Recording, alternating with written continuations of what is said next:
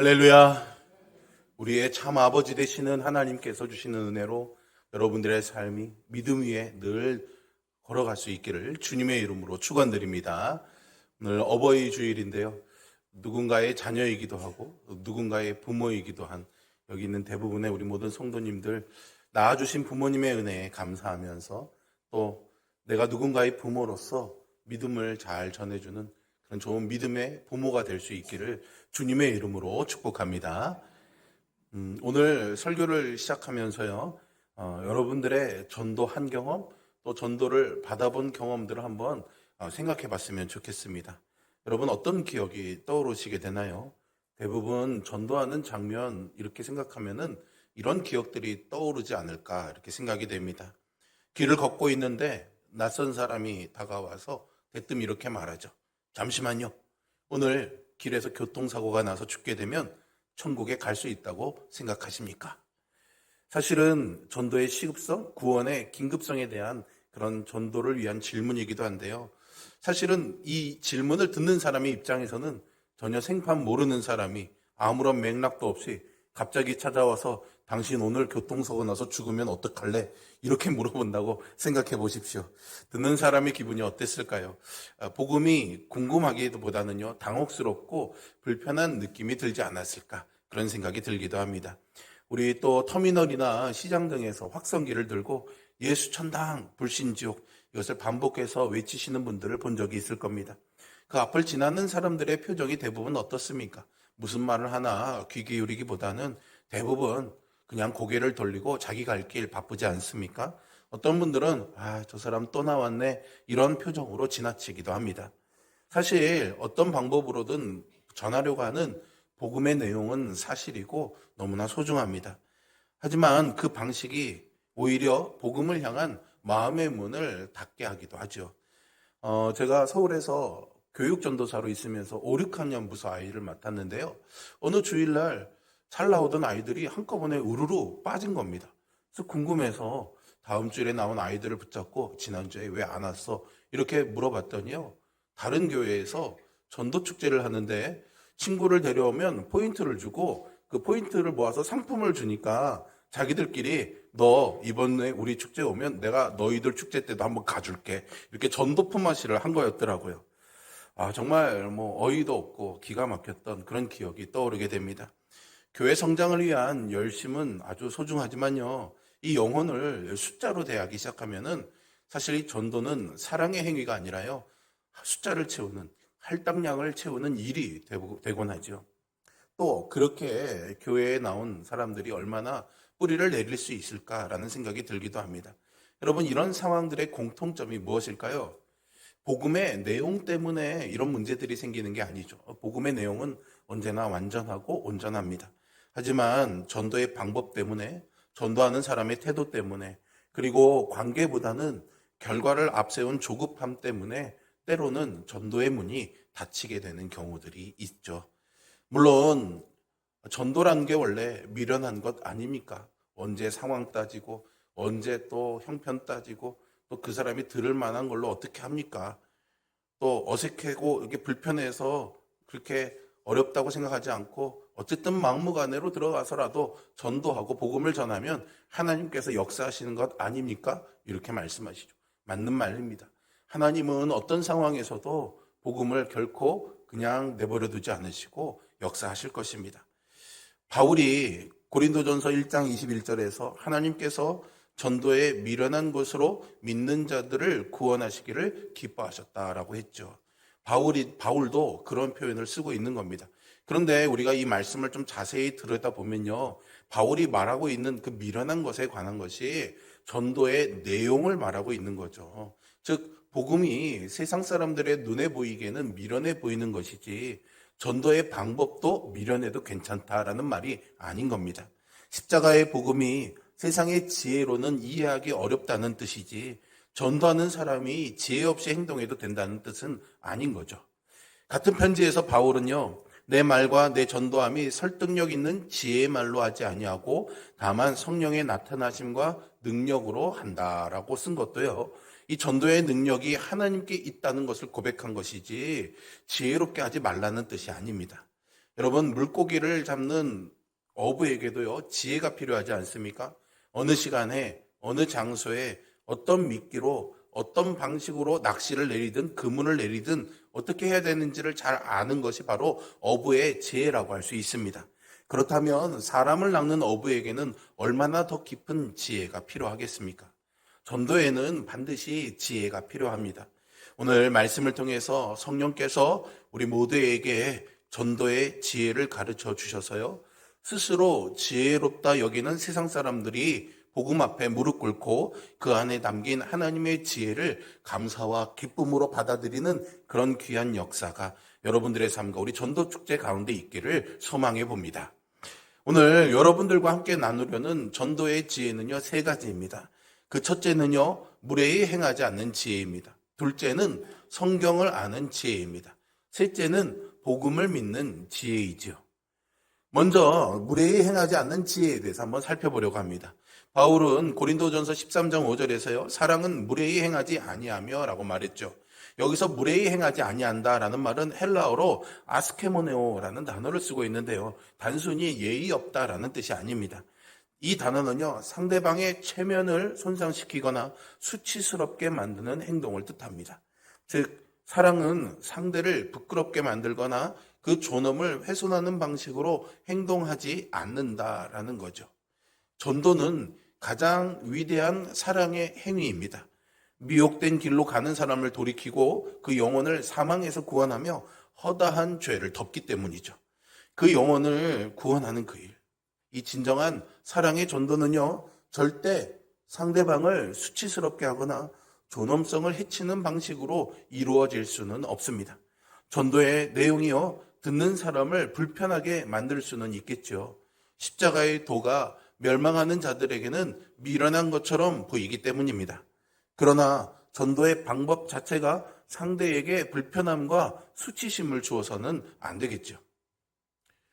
언젠가요? 꽤 오래된 것 같은데요, 한 선교단체 소속 청년들이 인도에 있는 불교의 사원을 찾아가서 이른바 땅 밟기를 한 사건이 큰 이슈가 된 적이 있습니다.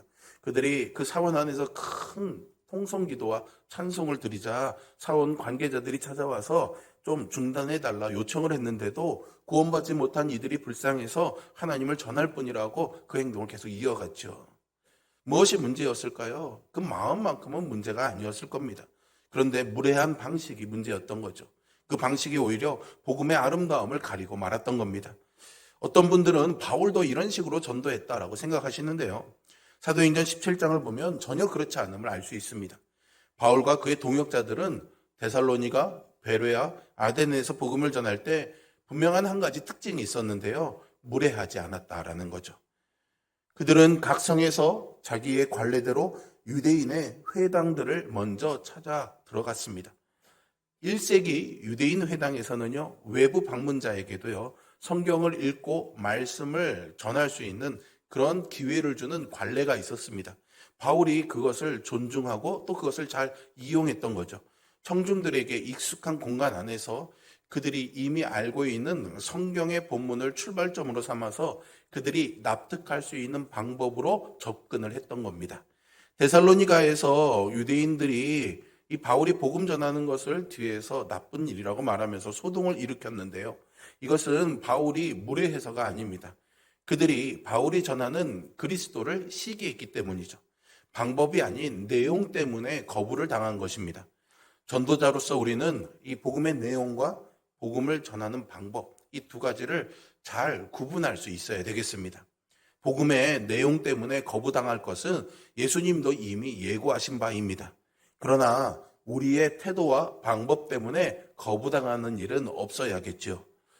바울이 아덴에서 전도하는 장면이 오늘 우리가 읽은 본문인데요, 더 이 부분은 인상적이라고 할 수 있습니다. 아덴, 그러니까 오늘날의 아테네를 말하는데요, 여러분들 잘 아시는 것처럼 아테네는 그리스, 헬라 문명의 지적이고도 문화적인 중심지였습니다. 당대의 최고의 철학자들이 활동하던 도시였고요, 동시에 사람보다도 우상이 더 많다는 말이 나올 정도로 종교적으로도 다원화되었던 도시였죠. 17절에 보면요, 바울은 장터, 즉 헬라어로 아고라라고 하는데요, 날마다 이 장터에서, 아고라에서 만나는 사람들과 자유롭게 변론했는데 이것이 굉장히 유별난 행동이 아니라 그 당시에 그 아덴에서는 그들의 문화 가운데 굉장히 자연스러운 방식이었습니다. 왜냐하면 아덴 사람들은 새로운 사상을 토론하고 논쟁하는 것을 즐겼기 때문이죠. 결국 그 장터 아고라에서 바울이 전하는 이야기를 듣고 토론하던 사람들이 바울을요 아레오바고라는 곳으로 데리고 가게 됩니다. 아레오바고는요 아크로폴리스 서쪽에 위치한 바위 언덕인데요. 단순한 광장이 아니라 아덴에서 종교적이고 또 철학적이고 사법적인 문제를 공개적으로 심의하던 권위 있는 공간이었습니다. 그래서 그들이 바울을 거기로 데려가서 바울에게 이렇게 요청하죠. 내가 말하는 이 새로운 가르침이 무엇인지 우리가 알 수 있겠느냐. 내가 어떤 이상한 것을 우리 귀에 들려주니 그 뜻이 무엇인지 알고자 하노라. 여러분, 아덴 사람들이요 바울에게 먼저 물었던 겁니다. 바울이 무례하지 아니하고 그들에게 익숙한 방법으로 접근했기 때문이죠. 바울의 아레오바고의 연설이 이제 22절부터 쭉 나오게 되는 오늘 본문인데요. 이것을 보면은 아마도 우상이 가득한 그 땅의 현실을 보면서 마음에 분개심이 가득했겠지만 그의 연설의 시작은요 이렇게 시작합니다. 아덴 사람들아 너희를 보니 범사에 종교심이 많도다. 바울은 우선 그들의 종교심을 인정했습니다. 그리고 너희가 알지 못하고 위하는 그것을 내가 너희에게 알게 하리라 라고 친절하게 접촉점을 찾았던 거죠. 여러분들이 신을 찾는 마음은 참 훌륭합니다. 그런데 그 신을 찾을 때 어떤 신을 찾아야 되는지 누가 진짜 신인지를 내가 여러분들에게 알려주고 싶습니다 라고 말한 거죠. 바울은 너희들 도대체 얼마나 많은 우상을 섬기는 거야. 이 못돼 먹은 우상 숭배자들아 이렇게 하지 않았던 겁니다.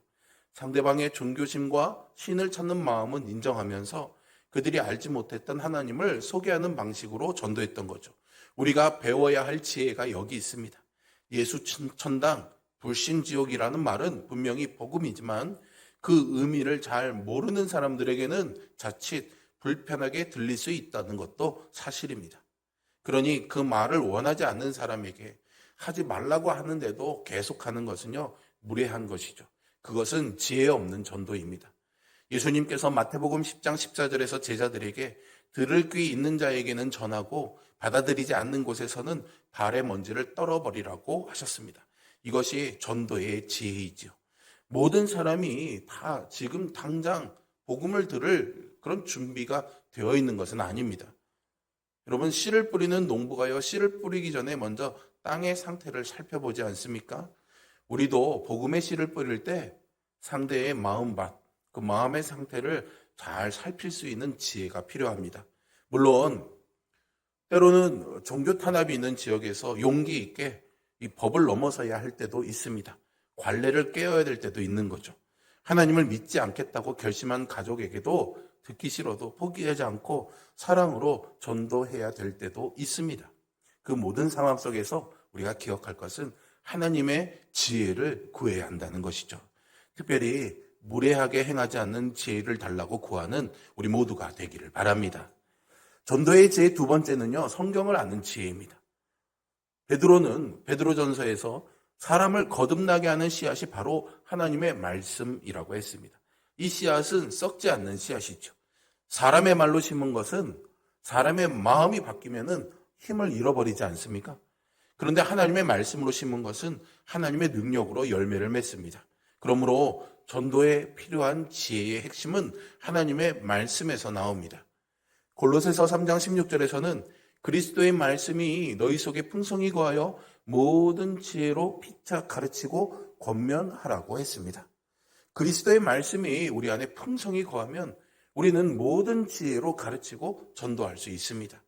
어떤 분들은 요한복음 4장에 나오는 사마리아 여인처럼 와서 보라 이 한마디면 충분하다고 하시지만 그것은 복음을 들으러 오라고 하는 초청이지 복음 자체는 아닙니다. 믿음은 아무 말이나 들음에서 시작되는 것이 아니죠. 그리스도의 말씀을 들음에서 나는 것입니다. 전도에는 그래서 반드시 성경을 아는 지혜가 필요한 거죠. 바울이 데살로니가 회당에서 전한 복음을 한번 살펴볼 필요가 있습니다. 우리가 읽은 사도행전 17장 맨 앞부분에 나오는 2절과 3절에 보시면 그는 성경을 가지고 강론하면서 그 뜻을 풀어 그리스도의 죽으심과 부활을 증언했습니다. 이 원문에서 뜻을 풀어라는 단어는 헬라어로 디아노노이고라는 말인데요. 쉽게 설명하면 닫혀있던 것을 활짝 열어 젖힌다라는 의미입니다. 뭔가 덮개로 가려져 있던 것을 싹 걷어내고 다 드러낸다, 그런 뜻을 가지고 있는 겁니다. 그러니까 단순히 설명하는 것이 아니라 성경 안에 이미 담겨져 있는 것인데 보이지 않던 진리를 열어준 거죠. 데살로니가에서 복음을 전할 때 바울은 회당에 있었습니다. 그들은 말씀에 익숙한 사람들이었습니다. 하지만 복음을 알지 못했던 사람들이죠. 그래서 바울은 그들에게 그 구약의 말씀, 율법의 말씀을 하나하나 설명해 주면서 그 비밀을 걷어제치고 그 비밀에 숨겨진 그리스도의 십자가와 부활의 비밀을 전해 주었던 거죠. 부활하신 예수님께서 엠마오로 가는 두 제자에게 모세와 모든 선지자의 글로 시작하여 모든 성경에 쓴 바 자기에 관한 것을 자세히 설명해 주셨던 것과 같은 방식이었습니다. 그런데 말이죠, 오늘 본문의 아덴에서의 전도는요 굉장히 흥미롭습니다. 바울은 아덴 사람들에게 성경을요 단 한 구절도 언급하지 않았습니다. 왜 그랬을까요? 그 사람들은 성경을 잘 몰랐거든요. 가끔 새신자분들이 오시면은 이런 이야기들을 합니다. 굉장히 생소한 말들이 많습니다. 우리는 교회 안에서 되게 쉽게 쓰는 은혜, 자비 이런 말들을 쓰지만 세상 사람들은 그런 단어들을 사실 잘 평소에 쓰지 않거든요. 그러니까 굉장히 낯설어하는 분들이 있죠. 아마 아덴 사람들은 성경 이런 거에서 전혀 상관이 없는 그런 사람들이었죠. 청중들이 구약 성경을 전혀 모르는 헬라 이방인들이었던 겁니다. 그래서 바울은 오히려 그들에게 친숙한 헬라 시인의 글귀 2개를 오늘 자기가 전하는 복음에서 인용하고 있는 겁니다.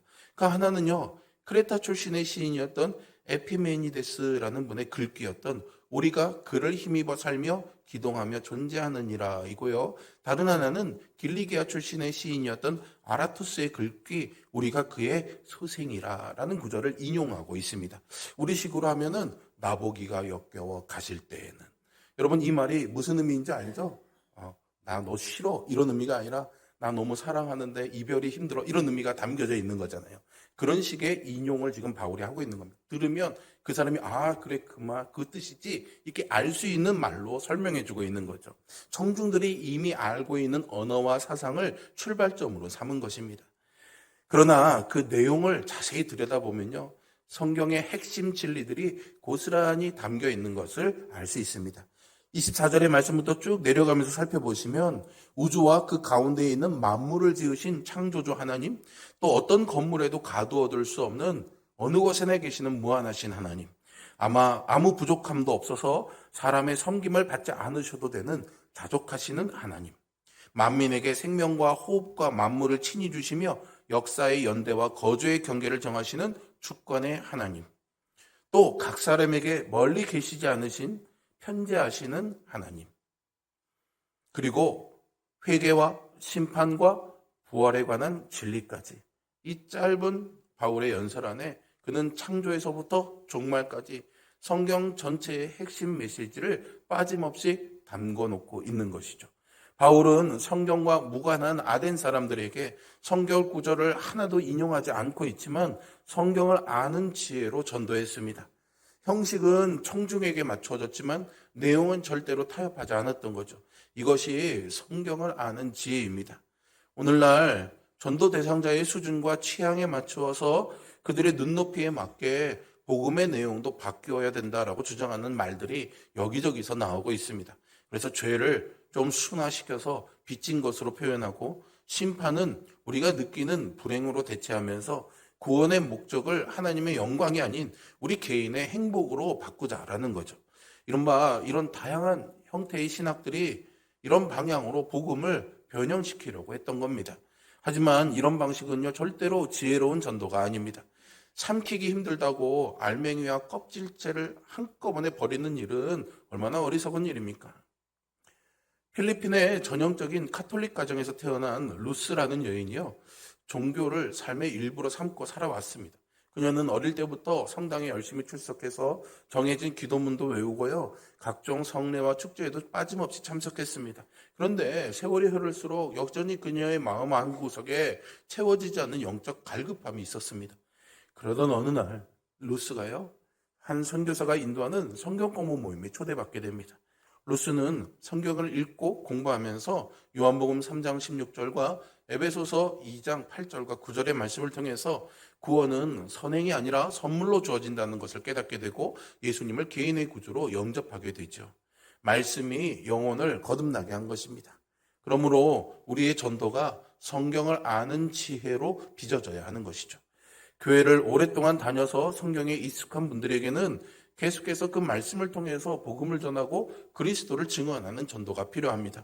하지만 성경을 잘 모르는 분들에게는 그 사람이 알고 있는 것으로 출발점을 삼되 성경의 지혜가 담긴 언어로 전도하게 해달라고 성령님의 도우심을 구하시기 바랍니다.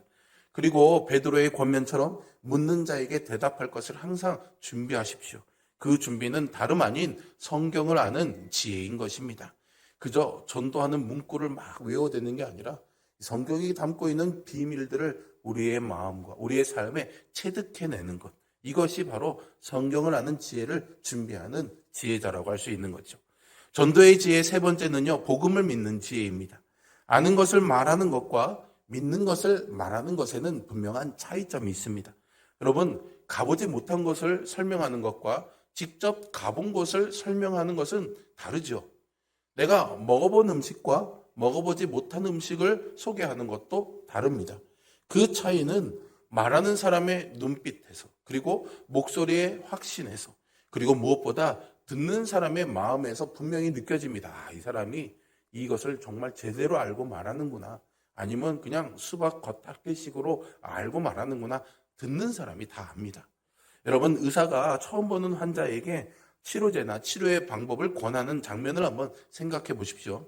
의사가 그저 교과서에서 배우고 익힌 내용을 소개하는 것과 자기가 직접 치료해서 환자들이 회복한 것을 목격한 것을 가지고 설명하는 그 전달되는 무게는 다르지 않겠습니까? 복음도 마찬가지입니다. 사도행전 17장에서 바울의 전도를 통해서 영혼들이 주께로 돌아오는 장면들이 계속 기록되고 있습니다. 오늘 여러분들이 지금 보시는 자막처럼 말이죠. 이 모든 것들은 전적으로 하나님의 지혜와 능력 때문입니다. 전달하는 자의 능력이 아니라 하나님의 능력 때문이죠. 하지만 동시에요, 바울이 이 복음에 담긴 하나님의 능력을 정말 믿었기 때문에, 정말 그 믿는 확신을 가지고 전했기 때문도 있는 것입니다. 바울은 데살로니가 교회에 보낸 편지에서요, 이렇게 말합니다. 우리 복음이 너희에게 말로만 이른 것이 아니라 또한 능력과 성령과 큰 확신으로 된 것임이라 라고 말이죠. 여기서 큰 확신이라는 표현이 눈에 띕니다.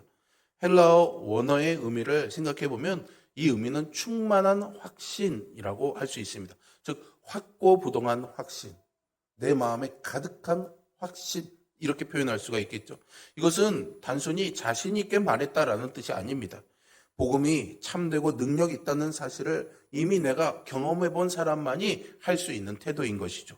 바울은 다메섹으로 가는 길에 부활하신 예수님을 만나지 않았습니까? 그 만남이 그의 인생 전체를 바꾸어 놓았습니다. 그는 아는 사람이 아니라 믿는 사람이었고 그 믿음이 그의 전도를 살아 움직이게 했습니다.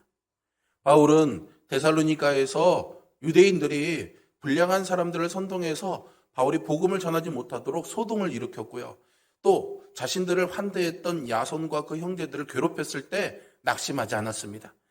심지어는 그 유대인들이 베레아까지 쫓아와가지고 소동을 일으켜서 바다로 피신해야 했을 때도 담대함을 잃지 않았죠. 그리고 수많은 우상과 우상 숭배자들이 가득한 아덴에서 헬라 문명의 최고의 지성인들 앞에서 십자가에 못 박히고 부활하신 그 예수 그리스도를 전할 때 바울은 단호했습니다. 무엇이 그를 그렇게 만든 것일까요? 복음에 대한 확신 때문이었습니다. 그가 복음이신 예수님을 만났기 때문이죠. 복음은 모든 믿는 자에게 구원을 주시는 하나님의 능력이라는 것을 단순히 이 머리로만 알고 있는 것뿐만이 아니라 실제로 경험하고 믿었기 때문입니다. 아는 사람이 아니라요, 믿는 사람으로 전했기 때문이죠. 베드로는 이런 말씀을 남겼습니다. 너희 속에 있는 소망에 관한 이유를 묻는 자에게는 대답할 것을 항상 준비하되 온유와 두려움으로 하라고 말이죠. 누군가 소망에 관한 이유, 복음에 대해서 물어본다는 겁니다. 왜 물어볼까요? 우리가 세상이 알지 못하는 분께 믿음을 두고 세상이 가질 수 없는 소망을 품고 살아가기 때문입니다. 베드로는 지금 이 말씀을요, 고난 중에 있는 성도들에게 전해주고 있습니다. 시험과 고난과 환난은요, 우리의 믿음이 가장 도드라지게 빛나는 때입니다. 만유보다 크신 하나님께 믿음을 둔 사람만이 그 어려운 환경 속에서 흔들리지 않는 소망을 품을 수 있기 때문이죠. 그래서 세상 사람들이 묻게 되는 겁니다. 어떻게 당신은 이런 상황에서도 소망을 놓지 않습니까? 도대체 어떤 믿음을 두었길래 흔들리지 않고 있는 겁니까? 이 질문이 전도의 문을 여는 것이죠. 전도자가 먼저 찾아가는 것이 아니라 전도 대상자가 먼저 질문하면서 찾아오게 되는 것입니다. 우리가 믿음을 효과적으로 전달할 방법을 찾는 것 물론 필요하겠지만요. 가장 좋은 방법은 변화된 삶과 예수 그리스도에 대한 헌신, 깊은 확신과 진정한 기쁨이 우리의 삶의 특징이 되어서 다른 사람들이 우리를 보고 저 사람은 뭔가 다른 걸 가지고 있구나. 그게 뭐지? 이렇게 질문하게 되는 것이어야 하는 거죠. 여러분, 이 말이 너무 어렵게 느껴지십니까? 너무 현실이 아닌 것처럼 느껴지십니까? 뭔가 더 많은 진리를 알고 배워야 된다고 생각하십니까? 그렇지 않습니다. 그냥 복음 앞에, 믿음 앞에 서시면 되는 겁니다. 예수님을 만난 그 은혜의 경험이 있으면 되는 거죠. 우리 주변에 교회 다니는 사람이 많지만 그 삶을 보면서요, 야, 저 사람 뭔가 다르구나. 저 사람이 믿는 거라면 나도 왠지 좀 알아보고 싶다라는 그런 마음이 들게 하는 경우가 과연 얼마나 있을까요? 복음을 믿는 삶이 복음을 전하는 가장 강력한 방법이 됩니다. 그러니 단순히 복음을 아는 사람이 아니라 복음을 믿는 사람으로 살아가시기를 바랍니다. 어떤 지혜로운 질문으로 상대방에게 접근하고 그 사람의 언어로 어떻게 설명해 줄까를 고민하는 것도 중요하고 필요한 일이지만요. 더 필요한 것은 그 전도 대상자가 먼저 나에게 찾아와서 소망의 이유를 물을 수 있도록 내가 소망에 가득 찬 삶을 사는 것입니다. 복음을 믿는 당신의 삶이 이 세상에서 소망을 잃고 방황하는 영혼들을 여러분들 곁으로 끌어당길 수 있는 능력이 있습니다. 그러니 그들이 물어올 때를 기다리십시오. 그래서 그때 무례히 행하지 않는 지혜와 성경을 아는 지혜를 가지고 그리스도를 전하기 바랍니다. 모든 지혜의 하나님께서 당신을 통해서, 여러분들을 통해서 죽은 영혼들을 살리실 것입니다. 오늘 우리는 사도행전 17장을 통해서 전도의 3가지 지혜를 살펴보았습니다. 첫 번째는 무례히 행하지 않는 지혜이죠. 전도의 내용이 좀 불편하게 들릴 수도 있고 당연히 불편할 수밖에 없습니다. 하지만 전도의 방법만큼은 상대방을 존중해야 합니다. 바울은 아덴 사람들의 종교심을 인정하고 그들이 이미 알고 있는 것에서 출발해서 참되신 하나님을 소개했습니다. 두 번째는 성경을 아는 지혜입니다. 우리의 전도는 반드시 성경의 진리를 온전히 담아야 합니다. 형식은 청중에게 맞출 수 있지만 내용은 타협하지 않아야 된다는 것이죠. 성경의 구절은 인용하지 않더라도 성경의 핵심을 담은 말로 전도할 수 있는 것이 성경을 아는 지혜입니다. 세 번째는 복음을 믿는 지혜입니다. 가장 강력한 전도는 복음을 아는 것이 아니라 믿는 삶에서 나옵니다. 고난 속에서도 흔들리지 않는 삶, 세상이 설명할 수 없는 기쁨과 평안을 누리는 그런 삶을 우리가 살아가게 될 때에 먼저 불신자들이 이유를 물어오게 될 것입니다. 이 3가지 지혜를 달라고 하나님께 구하시기 바랍니다. 전도는 우리의 능력으로 하는 것이 아니기 때문이죠. 그러나 하나님께서 우리를 통해서 일하기를 기뻐하십니다. 지혜를 구하면 후회 주시고 꾸짖지 아니하시는 아버지 하나님께서 이번 전도 축제를 통해서 귀한 영혼들이 복음 앞에서는 놀라운 역사를 이루실 것입니다. 그리고 그 일에 여러분들을 사용하기를 원하고 기뻐하십니다. 모든 지혜와 총명을 구할 때 우리에게 넘치게 해주시는 그 하나님을 의지하면서 오늘도 복음을 믿는 지혜로 주님의 살아계심과 구원하는 능력을 담대하게 전하며 살아가는 사명자로 사는 우리 모두가 될 수 있기를 주님의 이름으로 축복합니다. 기도하겠습니다.